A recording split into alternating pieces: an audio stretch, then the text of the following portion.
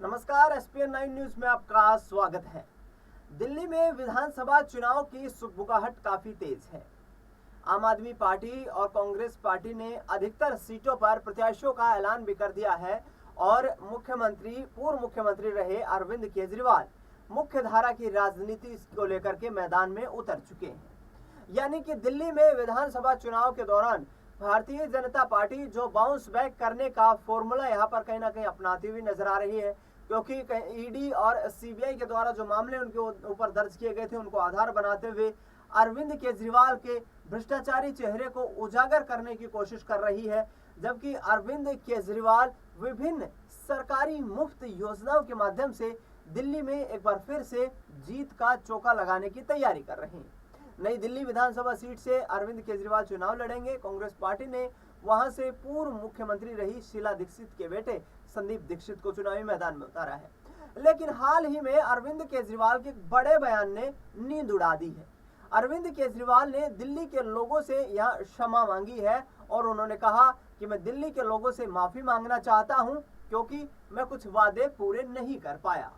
अरविंद केजरीवाल ने कहा कि 3 प्रमुख वादे, जिनमें सड़कों की अच्छी क्वालिटी यानी कि जो सड़क इंफ्रास्ट्रक्चर है उसको यहाँ पर यूरोपियन लेवल का बनाने का मेरा एक सपना है, उसको मैं पूरा नहीं कर पाया। इसके साथ साथ आपको बता दें कि दिल्ली में जो पेयजल की समस्या है उसको लेकर भी यहाँ पर अरविंद केजरीवाल ने कहा कि दिल्ली जल बोर्ड के जरिए ही हम हर घर तक स्वच्छ पेयजल जो है सप्लाई करने की योजना बना रहे हैं, लेकिन उसमें हमें अभी तक कामयाबी हासिल नहीं हो पाई। और तीसरा यमुना सफाई, जिसमें उन्होंने कहा कि यमुना की सफाई का काम शुरू हो चुका है लेकिन वक्त लगेगा। यानी कि इन तीनों योजनाओं का कहीं ना कहीं कनेक्शन उन्होंने यहाँ पर केंद्र सरकार के साथ भी जोड़ दिया है। दिल्ली के आईजी वीके सक्सेना को यहाँ पर निशाना साधते हुए अरविंद केजरीवाल ने कहा कि हम जो भी काम करते हैं एलजी साहब उसमें टांग अड़ा देते हैं। और ऐसे में देखना ये होगा कि अब अरविंद केजरीवाल क्या इन 3 बड़े प्रोजेक्ट्स के माध्यम से दिल्ली की जनता की नब्ज टटोलने की कोशिश कर रहे हैं, क्योंकि दिल्ली में स्वच्छ पेयजल का एक बड़ा इश्यू है और इस स्वच्छ पेयजल के इश्यू को यहाँ पर अरविंद केजरीवाल का कहना है कि आगामी वक्त के कार्यकाल के दौरान पूरा कर लिया जाएगा। इसके साथ साथ आपको बता दें कि महिलाओं को सम्मान रूप से यहाँ पर 2100 रुपए देने की जो योजना यहाँ पर लाने की कोशिश अरविंद केजरीवाल कर रहे हैं, उसमें भी उन्होंने कहा है कि सरकार बनने से पहले ही हम इस योजना का इम्प्लीमेंटेशन करना शुरू कर देंगे। और तीसरी बड़ी यहाँ पर समस्या दिल्ली में जो ट्रैफिक जाम है उसको लेकर भी अरविंद केजरीवाल ने कहा कि रूट मैप तैयार किया जा चुका है और आगे आने वाले 5 वर्ष दिल्ली की विकास के लिए 4 चांद लगाने वाले होंगे।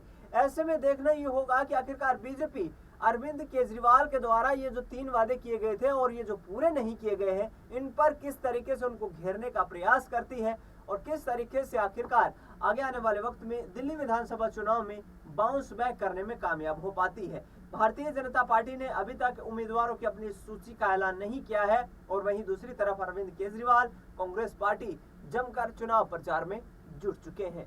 फिलहाल इस खबर में इतना ही। देश दुनिया की तमाम बड़ी खबरों के लिए आप देखते रहिए एसपीएन 9 न्यूज।